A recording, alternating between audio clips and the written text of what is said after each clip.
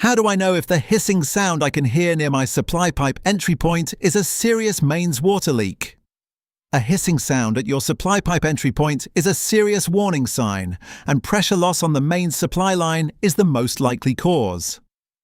ADI leak detection uses acoustic listening equipment to trace pressurized supply pipe leaks to their exact source, even when the pipe runs beneath a concrete floor or through a cavity wall.